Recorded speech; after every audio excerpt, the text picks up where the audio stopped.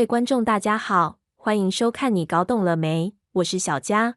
好友传送了一条免费贴图连结，你有收过类似的讯息吗？前些日子社群疯传白沙屯妈祖免费贴图，以为可以下载来保佑一下，结果却是通往诈骗网站的入口。假连结、假讯息充斥着我们的社群媒体，导致现今媒体识读的素养迫切需要被提升。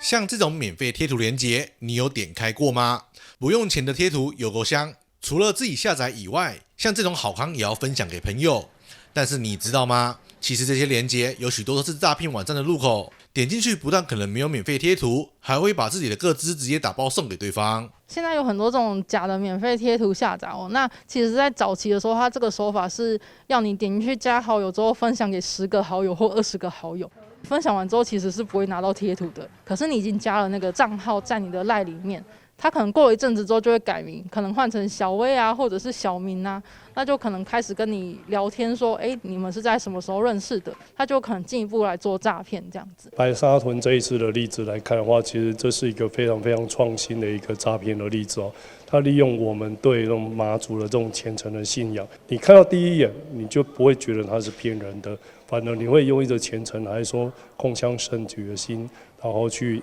点开那个页面，然后接下来没想到你就慢慢的受骗了。现在比较进阶的是，它可能会你点进去之后，就让你的手机中毒，或者是要你点进去之后就转跳到一些赖的登录画面，要你输入你的账号密码，那它就有可能会可以从背后去偷窥到你手机里的一些资讯。现今这个人手一机的时代，每个人手机都有安装通讯软体，几段文字配上逗趣的贴图，已经是每天线上对话中的日常。这些贴图令人爱不释手，导致免费贴图连结像是鱼饵一般，收到讯息后都会想要点阅分享。而且诈骗集团也不是省油的灯，善用加工后置，让这些连结以假乱真，看起来很难分辨。像我们这种年龄啊，要对陌生的电话能不接尽量不接了。我的电话进来都是我的好友，我有名字有姓，我才会去接。如果陌生的电话进来，我也不会接。不会管他，因为没有必要嘛，我没有必要去连接这么多嘛。我顶多看看 Facebook， 看看 YouTube 这样子而已，不要点了。对，我们就是建议他们，就来路不明的讯息都不要点。对，如果你觉得怪怪的，就算了。宁可不看，反正东西不看也不会怎么样啊。现在也就是很多是讯息来的太多，所以不太会去读这种我们不关心的一些议题或者是图片。对我们来讲就是一种干扰。因为像现在这种免费的诈骗贴图啊，它很多时候可能会做得很像真正的赖的网站，或者是很像一个真的有这样的一个活动。对，那平常我们可能是比较难去判别的。那除了可以用查证工具之外，其实也要留意说，免费的其实最贵，就是有时候用免费的方式来吸引你的东西，其实要多留意。假连结、假简讯、假影片，不肖人士借由这些烟雾弹，让社群媒体上充斥着令人难以判别的假讯息。媒体识读的素养迫切需要被提升。学者们也呼吁大家，天下没有白吃的午餐，免费的背后常常躲有陷阱，见到不明的连结都应该要做到不点阅、不分享，才可以有效防止诈骗连锁的扩散。记者孙军高雄报道。诈骗猖獗，基隆警局就曾经做了一份统计，结果发现诈骗手法当中，以投资诈骗占30%以上。诈骗集团利用情感因素，像是亲友投资或者爱情投资，鼓吹被害人拿钱出来投资，但往往会让人血本无归。如果他是真的跟你借钱投资的话，我跟你就像我跟你一样，我非亲非故的。为什么我自己能赚钱，需要跟你借这35万来赚钱？没有。70多岁老翁来到银行柜台，准备转账35万给远房亲戚投资，行员相当机警，通知警方到场。那我必须很老实跟你讲，这个账户没多久他就要被锁了。对，基隆警方统计，今年1到6月份，假投资真诈骗是警方受理案件中占最大比例的手法。其中，透过交友软体或者在网络上鼓吹被害人投资赚钱，再利用话术让被害人掏钱投资。那诈骗集团往往透过网络或者是交友的软体主动认识这个被害人，那假借投资股票、虚拟货币等各种名义，吸引民众加入这个 LINE 投资群组。那初期会让民众小额获利，引诱民众加入投资网站或者是下载 APP， 投入了大量的资金。那后续再以投注量不足、IP 异常等方式拒绝出金。那民众发现账号遭冻结或是网站关闭时，才惊觉被诈骗了。警方说，投资诈骗还有另一种利用投资人的情感弱点，利用通讯软体先嘘寒问暖，甚至最后变成爱情诈骗，让被害人血本无归。投资诈欺往往也会结合爱情诈欺的手法，那包含利用这个假身份，那常常是谎称他可能是金融界的高阶经理、科技新贵、医生或者是外国军人的等等用高收入的行业伴随外国的工作来取得民众的一个好感。那首先以网络交友、聊天谈心，然后再来以教学如何投资或来台定居为理由来诱骗民众来做一个汇款。等到民众汇入金钱以后往往这些人就会人间蒸发，完全联络不上。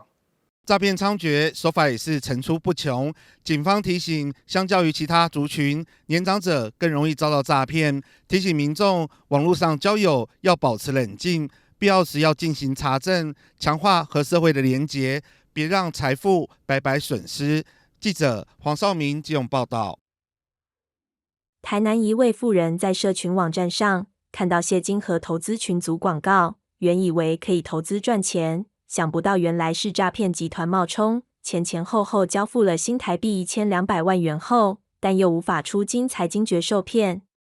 台南市东区一名妇人日前于网络社群上看到谢金河投资群组广告，不慎误信诈骗集团以投资未上市股票及标股等话术，蛊惑妇人陆续面交10次，总共交付了1200万后，妇人想部分出金，却还被诈骗集团要求再加码100万才能进行。如此要求让妇人心更不安，前往后甲派出所咨询，警方当场就告诉妇人是遇到了诈骗。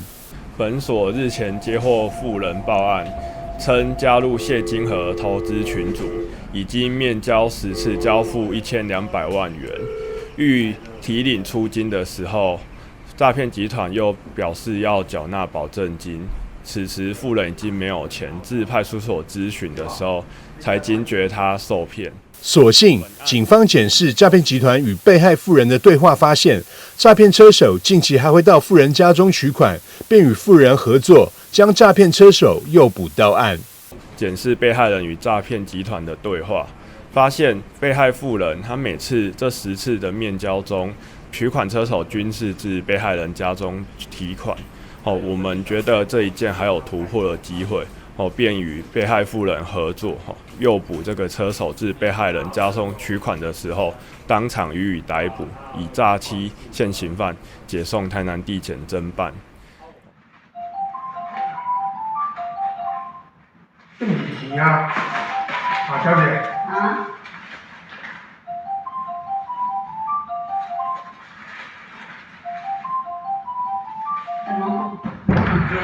来，好，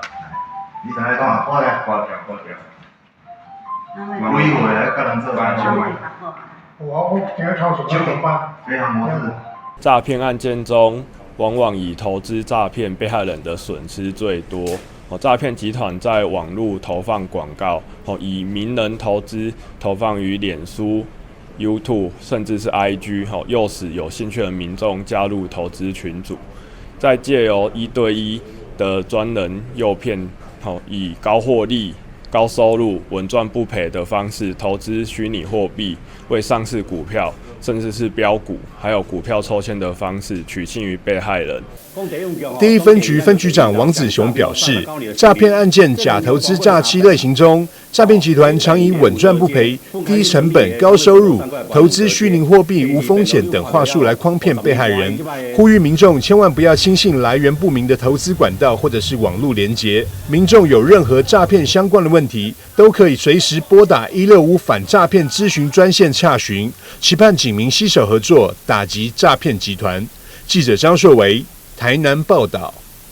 有感于媒体素养的重要性，桃园市南崁国中率先在110学年度开始组成跨领域媒体识读师资社群，结合传播理论与各领域专业知识来设计多元课程，帮助学生在校3年内养成事实查核能力和批判性思考，成为具备媒体素养的公民。不仅获得家长支持，也成为学校特色课程。并获选为教育部媒体素养推动基地学校，帮助其他学校一起来开课。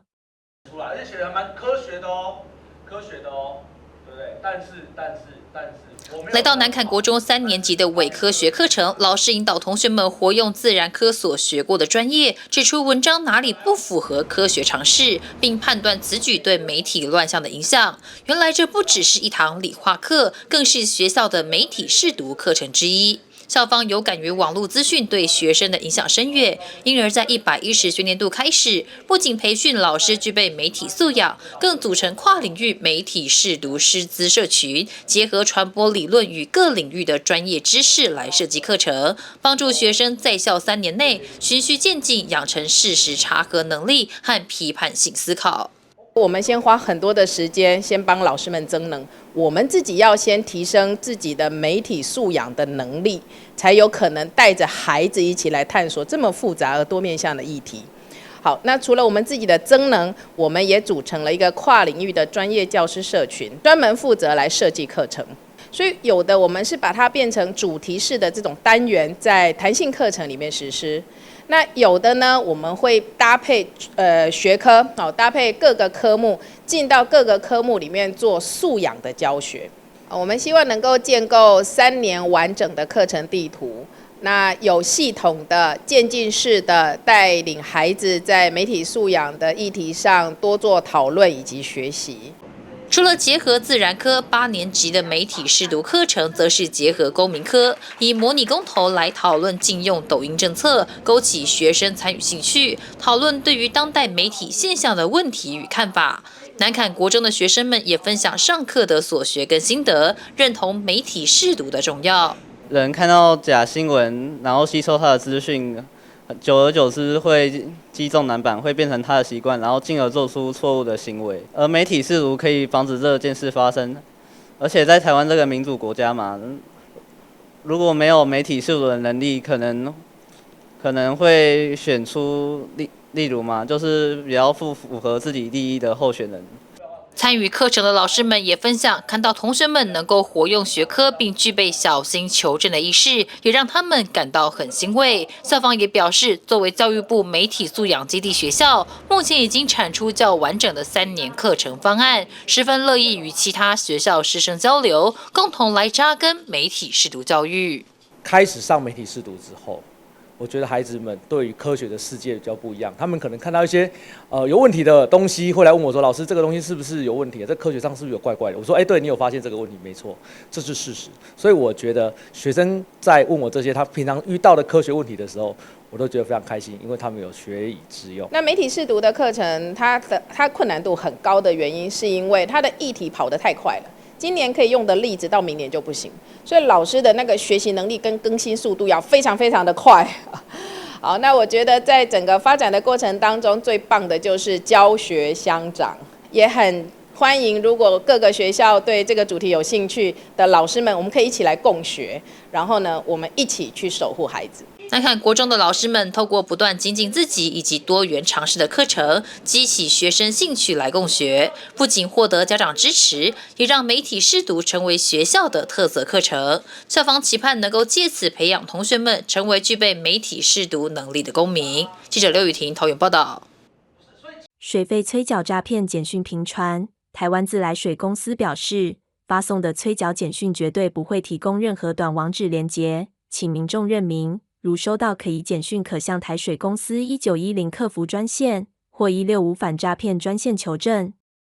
台湾自来水公司6区处表示，近期因为有不少民众收到诈骗集团假冒自来水公司名义发送催缴水费的简讯，诱使民众点击简讯所附的超连结，连至恶意的网站，进一步骗取信用卡与个资等资讯进行诈骗。很多，去年也有，今年也有，都有这种自来水忘记缴费，他都是写逾期缴费，然后他就会有一个连结，然后点进去就说叫我们要用信用卡去缴。对啊，常常会有碰到这种的。我有同事就点进去，因为他那个金额其实很小，大概只有200多块、300多块，然后就会真的以为是自己忘了缴，然后点进去信用卡key 完之后，然后通常银行会再发一个确认的码给你，然后就会发现原本应该是 NTU 就是新台币，结果发现它居然是欧元。然后他看到是欧元，他就吓到，马上就把他那个连结再把它关掉，因为他就知道是诈骗。对此，台水公司第6管理处除了在各服务站广贴防诈宣导，另外也有客服人员教导民众如何防止诈骗。尤其诈骗网站上输入水号栏位做得跟官网类似，如果民众随机输入水号，欠费金额显示都一样，提醒民众要小心受骗。像是我们公司的线上缴费网页，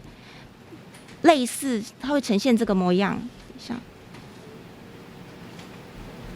所以民众他会看到信用卡缴费，然后输入水号的栏位，这边都会做的一模一样，但其实随机输入水号都会产生欠费，而且欠费金额会是一样的。那请民众不要再输入下一步了，因为下一步之后他会请您输入信用卡号还有一次性验证码，那接下来就会被盗刷。为了让民众减少接触诈骗讯息，降低损害，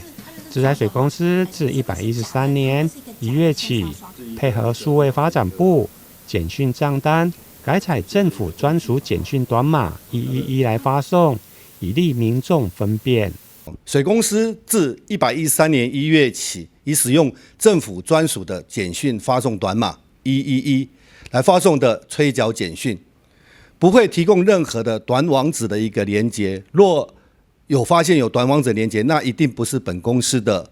这样所发送的一个简讯啊，请民众认明，那不要去误用。如有真的有收到这个可疑的简讯的时候，各位用水民众也可以向台水公司1910客服专线或165反诈骗专线来做求证哈。那本公司的1910的客服专线呢，也可以提供各位用水户的一个欠费啦，这个水费的一个缴收的情况的一个查证哦。那若是真的是发现说并没有欠费，然后还有这么一个简讯的一个通知的话，那证明这个就真的是假的哈。另外，自来水公司为保障民众财产安全，提高用户申请电子账单的意愿与体验，特别在水费通知单新增一组专属的 QR code， 用户不需要再输入水号与用户名，就能申请电子账单，节能又减碳。记者李英根台南报道。有鉴于近来不动产诈骗十分盛行，龟山地政事务所日前来到金钟市民活动中，向社区亲子宣导不动产交易安全注意事项。桃园市府地政局长也亲自到场，鼓励民众可申请地籍异动即时通来增加保障，希望透过主动出击，增进大众对相关知识的了解，避免受骗上当。被害人找共犯演戏骗走房产，43岁翁姓。一则则不动产遭人骗走的新闻吸引在场民众注意。有鉴于近来不动产诈骗十分盛行，龟山地政事务所同仁日前来到金钟市民活动中心，向社区亲子宣导常见的诈骗手法，比如结合投资诈骗，亦或是利用身份证影本跟资讯落差，在受骗者不知情下转移不动产。当天，桃园市府地政局长也亲自到场，并提出5点注意要点。希望民众注意不动产交易安全。第一个如果我们民众自己手边的印鉴证明的权状这个可能都要特别留意起来要保存得好那第二点，当然在移转的过程当中，可能你要找合法有登记的地政士，也就是早期所谓的代书要经过他们来详细的来审核核对双方的一个身份证件那第三个也就是说在处理的过程当中，你的住址包括你的通信自主，这个都要做得好，一定要一致，因为万一有重要事情要通知的时候，想必大家都会收得到。那第四个就是地籍异动即时通，你一定要马上来登记来受理，那我们会帮你财产总归户。那第五个，那当然在处分我们的不动产这个移转过程当中，契约书签约真的很重要，你要细看详看。那如果有问题可以到我们的地政局或各地政事务所。我们会帮你检查这契约书内容是不是正确。由于不动产诈骗损失金额庞大，地政事务所也现场鼓励民众可以临柜来申请地籍异动即时通来增加保障。只要是登记的不动产有任何转移手续，都会再用简讯跟 email 通知所有人，双重确认，避免资产遭人神不知鬼不觉的转移。那这个地籍异动即时通很简单，大家只要民众。只要你有财产，也就是有地上物、有建物、有登记的那你只要拿身份证到我们地震事务所来申请，临柜申请，或者是线上申请，那一定会有好处。你只要留下电话或者是你的简讯你的 email 那只要你的财产总归户的部分，只要在地震事务所送件在有关你的不动产在移转设定，我们会有2阶段，会及时用电话跟简讯来通知所有的民众，也让你们知道说你们的财产已经有在被处分移转的过程当中如果你有发现有异样你随时可以报警来处分。由于不动产交易涉及到一定的专业知识与流程，民众往往一不留心就有可能陷入受骗陷阱。再加上桃园市近年房市正热，因此桃园市地政局期盼借由地政同仁主动出击到各地做宣讲，能增进大众对相关知识的了解，避免受骗上当。记者刘雨婷桃园报道。天气越来越热，每个月的电费支出不断攀升，到底要怎样才能省下荷包，让许多婆婆妈妈伤透脑筋。因此每年入夏前，就有许多省电妙招开始出现，其中有一则电费3段式计价，且价差高达5倍10倍的讯息，建议大家晚上洗衣服、开冷气，才能真的省到钱。许多民众第一时间就转贴给亲友，让错误资讯蔓延。到底为什么会出现这样的讯息？正确的电费计价内容又是什么呢？现在就让我们一起来解开谜题。近期许多民众的通讯群组应该又开始收到电价分3段式计费的图卡，内容主要是说不同时段用电费用不同，其中下午1点到3点的电费将会是平常的10倍，提醒大家洗衣服、开冷气都要注意时间。相信第一次收到的民众会很惊讶，满脑子疑惑，这到底是真还是假？我收到讯息哇，电费起到这悬。我紧传互朋友看，讲什么12点以后去洗衫讲电钱会较俗啦，结果收到电单的话甲看，尾仔较俗啦，网络安尼黑白骗。我们追寻是主要是以社区的活动资讯转达，长辈不懂查证，所以变成延伸到外面是一个假讯息。针对这网络疯传的图卡，台电特别强调是错误讯息，过去已经澄清过 N 次，请民众千万不要惊慌。只是每一年这样的讯息还是会卷土重来，让人相当困扰。因此要特别呼吁大家，如果有收到像这样不确定的消息，在未经查证之前，千万不要再转传了，以免假讯息继续蔓延，让本来的好意造成别人的困扰。台电强调那是错误的讯息这个过去我们已经澄清过很多次了如果你用电量每个月没有超过800度以上其实不会去来申请一个时间电价那如果是像一般大用户的话因为它用电量非常大它用时间电价的方式它是比较省钱。像上述这样的假消息五花八门，在网络上漫天飞舞，尤其在人手一机的年代，似乎无法有效杜绝。许多民众依旧前仆后继的受骗上当，也付出许多社会成本。因此，建立媒体识读观念更显其重要性。学者也特别建议，民众应该有自我警觉心，建立第一道防线，针对不确定的资讯，随时做查证的动作。只要多一分预防，就能少一次受骗。我们一定要小心求证所以第一个，我建议如果可以的话，平常要多看新闻，或者是从新闻当中去查证。第二个呢，也可以透过你去 Google 查关键字。那关键字这些搜寻的时候呢，其实你就可以看得出来，大概有哪些东西，民众一般都会透过讨论去大概了解。第三个呢，我建议呢，一般民众收到这种讯息的时候呢，一定要小心查证不要说好像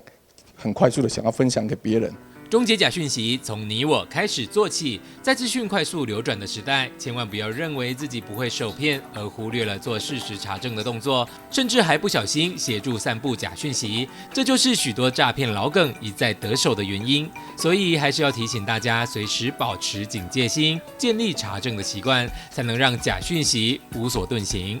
记者张世明，高雄报道。随着科技进步，假讯息的生成模式也越来越多元。想厘清正确观念，学会辨别真伪，请继续锁定你搞懂了没？我们下次再会。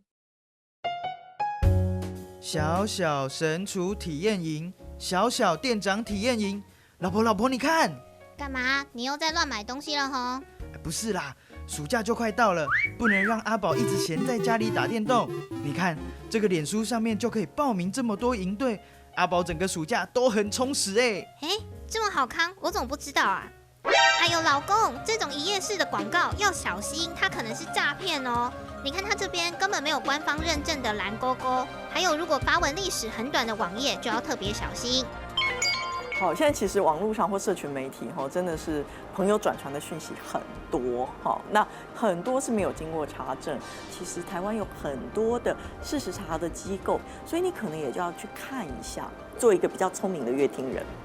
记得哦，讯息连结不乱点，小心求证最安全。